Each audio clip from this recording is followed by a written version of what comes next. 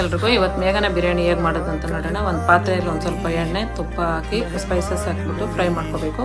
ಆಮೇಲೆ ಈರುಳ್ಳಿ ಶುಂಠಿ ಬೆಳ್ಳುಳ್ಳಿ ಪೇಸ್ಟ್ ಹಾಕಿ ಫ್ರೈ ಮಾಡಿ, ಪುದೀನ ಕೊತ್ತಂಬರಿ ಸೊಪ್ಪು ಹಸಿಮೆಣಸಿನ್ಕಾಯಿ ಸಾಲ್ಟು ಮೊಸರು ಅರಿಶಿನ ಹಾಕಿ ಫ್ರೈ ಮಾಡಿ ನೀರು ಹಾಕಬೇಕು. ನಾನು 2 ಗ್ಲಾಸ್ ಅಕ್ಕಿ ಎತ್ಕೊಂಡಿದ್ದೀನಿ, 3 ಗ್ಲಾಸ್ ನೀರು ಹಾಕ್ತಾಯಿದ್ದೀನಿ.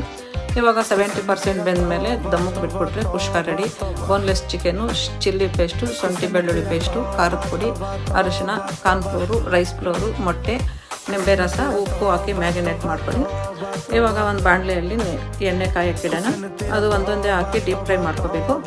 ಇನ್ನೊಂದು ಬಾಣಲೆಯಲ್ಲಿ ಒಂದು ಸ್ವಲ್ಪ ಎಣ್ಣೆ ಹಾಕಿ ಈರುಳ್ಳಿ ಶುಂಠಿ ಬೆಳ್ಳುಳ್ಳಿ ಪೇಸ್ಟ್ ಹಾಕಿ ಫ್ರೈ ಮಾಡ್ಕೊಳ್ಳಿ. ಆಮೇಲೆ ಟೊಮ್ಯಾಟೊ ಪ್ಯೂರಿ ಹಾಕಿ ಫ್ರೈ ಮಾಡಿ, ಪುದೀನ ಸೊಪ್ಪು, ಕೊತ್ತಂಬರಿ ಸೊಪ್ಪು, ಖಾರದ ಪುಡಿ, ಧನಿಯಾ ಪುಡಿ, ಉಪ್ಪು, ಅರಿಶಿನ, ಚಿಕನ್ ಮಸಾಲ, ಒಂದು ಸ್ವಲ್ಪ ಮೊಸರು ಹಾಕಿ ಚಿಕನ್ ಹಾಕಿ ಒಂದು ಈ ಥರ ಮಾಡ್ಕೊಳ್ಳಿ, ಫ್ರೈ ಮಾಡ್ಕೊಳ್ಳಿ. ಇವಾಗ ಒಂದೊಂದು ಲೇಯರಿಗೆ ಈ ಥರ ಹಾಕಿದ್ರೆ ಮೇಘನ ಬಿರಿಯಾನಿ ರೆಡಿ. ನೀವು ಟ್ರೈ ಮಾಡಿ ನೋಡಿ.